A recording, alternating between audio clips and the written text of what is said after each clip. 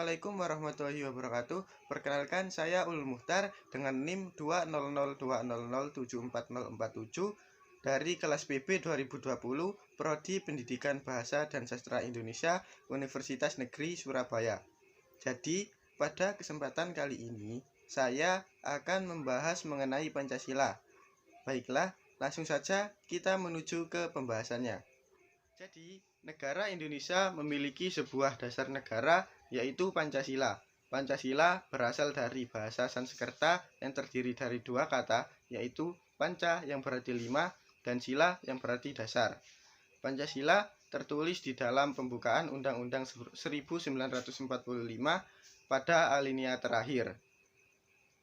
Ditulis 5 sila yang berbunyi: 1. Ketuhanan yang Maha Esa. 2. Kemanusiaan yang adil dan beradab. 3. Persatuan Indonesia. 4. Kerakyatan yang dipimpin oleh hikmat kebijaksanaan dalam permusyawaratan perwakilan. 5. Keadilan sosial bagi seluruh rakyat Indonesia. Pancasila merupakan sumber rumusan dan kehidupan berbangsa dan bernegara bagi seluruh rakyat Indonesia. Dan Pancasila juga dijadikan sebagai sumber hukum dari segala hukum yang ada di Indonesia. Dan apabila ada yang bertentangan dengan Pancasila, maka wajib untuk mendapatkan hukuman. Dan Pancasila merupakan hak paten yang tidak dapat dirubah oleh siapapun, karena itu sudah ditentukan oleh petinggi-petinggi terdahulu Indonesia.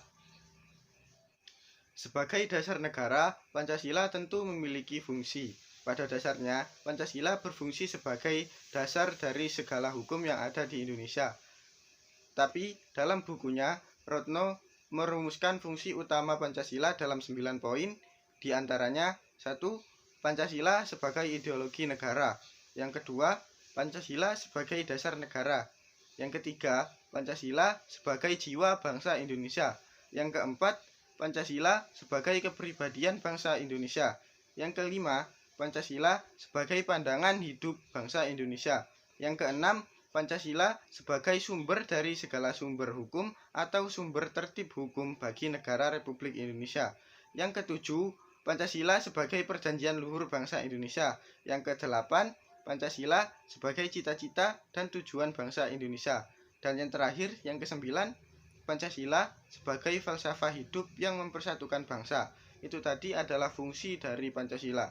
Banyak sekali kan fungsi dari Pancasila, meskipun hanya 5 kalimat, tapi memiliki fungsi yang sangat banyak bagi bangsa Indonesia. Karena itu, marilah kita sebagai warga negara hormatilah Pancasila dan teladani apa saja yang ada di dalam Pancasila, dan kita harus mengikuti Pancasila sebagai warga negara Indonesia. Berikutnya adalah nilai-nilai yang terkandung di dalam sila-sila Pancasila.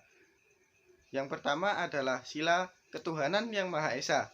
Sila ini mengartikan bahwa warga negara Indonesia mempercayai dan bertakwa pada Tuhan dan disesuaikan dengan agama serta kepercayaan masing-masing. Oleh karena itu, kita sebagai warga Indonesia haruslah memiliki kepercayaan untuk memilih Tuhan kita masing-masing. Kita sebagai warga Indonesia haruslah beragama, karena dari Pancasila kita dapat belajar bahwa ketuhanan yang Maha Esa menunjukkan bahwa bangsa Indonesia memiliki agama yang harus dianut.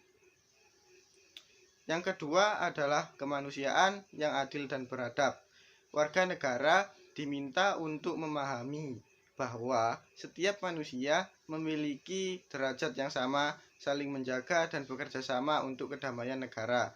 Oleh karena itu, kita sebagai warga negara Indonesia harus menghormati satu sama lain, harus saling bertoleransi meskipun berbeda keyakinan, dan harus tolong-menolong dan tidak memandang rendah rakyat lain yang berbeda dengan kita atau memandang rendah kaum minoritas.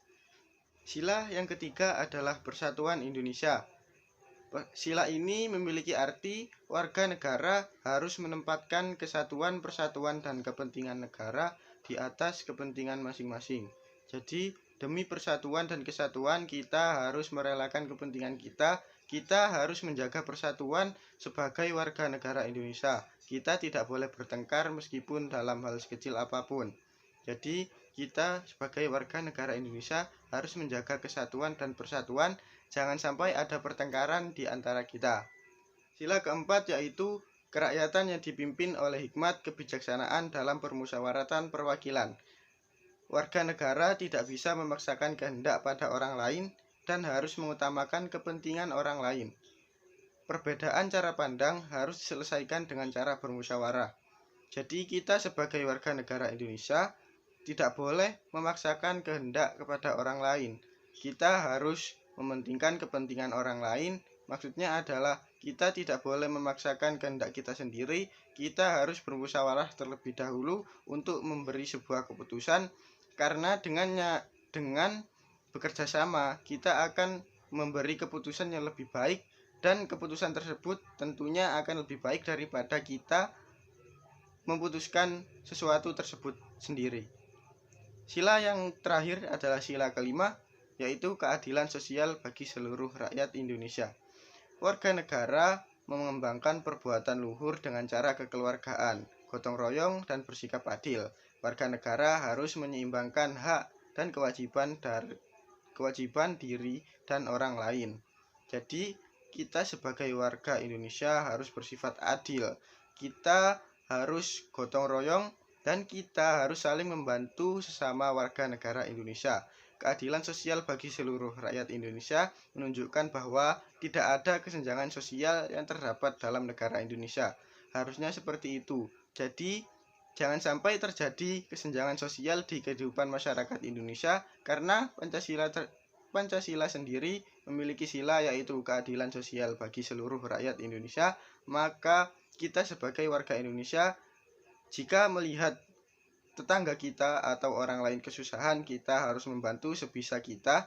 Dan kita telah menjaga sila kelima yaitu keadilan sosial bagi seluruh rakyat Indonesia. Yang terakhir adalah arti lambang Pancasila. Jadi Pancasila memiliki sebuah lambang burung Garuda yang setiap helai bulunya melambangkan hari kemerdekaan Indonesia. Jadi 17 bulu yang ada di masing-masing sayap melambangkan tanggal 17. Dan 8 helai bulu yang terdapat di ekor menunjukkan bahwa bulan ke-8 yaitu bulan Agustus, dan 19 bulu yang terdapat di pangkal ekor dan 45 helai bulu yang terdapat di leher menunjukkan tahun 1945. Dan di dalam burung Garuda tersebut di bagian dada terdapat 5 simbol yang melambangkan 5 sila dari Pancasila. Simbol yang pertama adalah bintang. Bintang melambangkan sila pertama yaitu ketuhanan yang Maha Esa. Bintang menggambarkan cahaya kerohanian bagi seluruh rakyat Indonesia. Kelima sisi bintang menggambarkan kepercayaan masing-masing warga negara Indonesia.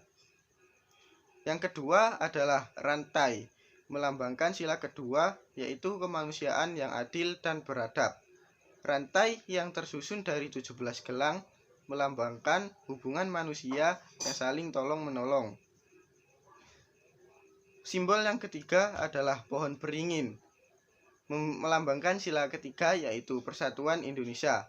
Pohon beringin digambarkan sebagai tempat berteduh untuk seluruh rakyat Indonesia. Pohon ini juga melambangkan bahwa persatuan Indonesia yang kuat terdiri dari satu akar yang kuat dan tidak bisa dicabut.